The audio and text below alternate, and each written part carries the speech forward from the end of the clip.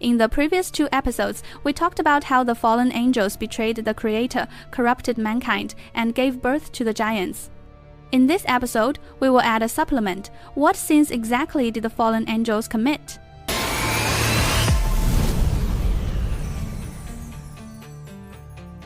First of all, this was a crime initiated, carefully designed, organized, and premeditated by the fallen angels. Secondly, the sins of the fallen angels were not only the sins of lust, but a threefold betrayal against the Creator. The first layer was toward God in the spiritual dimension, abandoning their heavenly duty, usurping divine authority, thereby disturbing the divine order of creation and attempting to replace God's position. On one hand, abandoning their duty, they were originally sent to watch over mankind and maintain order, but they voluntarily left the heavenly realm and descended into the world. They desired the beauty of human women and joined with mortals, breaking the boundary between spirit and flesh. On the other hand, usurping divine authority. Angels are created beings and should not participate in creation. But by joining with humans, they attempted to co-produce a new race which directly challenged God's creative order. The symbolic meaning of the first layer of sin. From watchers, they became usurpers, falling from servants into rebels.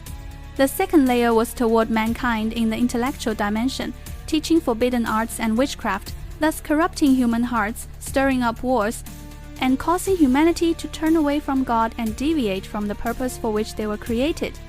The first method, teaching the forbidden arts of heaven. They taught humans the knowledge that originally belonged only to God, how to distinguish plants and metals, refine gems, how to observe the stars, make calendars and predict fate, how to forge swords, shields, and armor. This knowledge gave humans power but also introduced desire and violence. From then on, weapons and war appeared in the world for the first time. The second method, teaching sorcery and magic.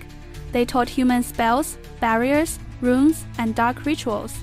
These mysteries that originally belonged to the spiritual realm became tools leading to corruption after being misused by humans. The third method, giving cosmetics to women. Since then, mankind became more obsessed with visual temptation and lust while neglecting the spiritual. The fourth method, leading humans to indulge in desires. They used their degenerate lifestyle as an example, allowing mankind to imitate their extravagance and immorality. Humans no longer feared God, but instead pursued power and lust. The symbolic meaning of the second layer of sin. They made mankind eat the fruit of knowledge too early, making knowledge a weapon of destruction. The third layer was toward the material world, creating giants and polluting the earth, thus causing the world to lose order and life to fall into corruption. The first method, creating hybrids, the giants Nephilim. The offspring born of angels and human women belonged neither to heaven nor to earth. They possessed the power of spirit and the greed of flesh, a race of illegal existence.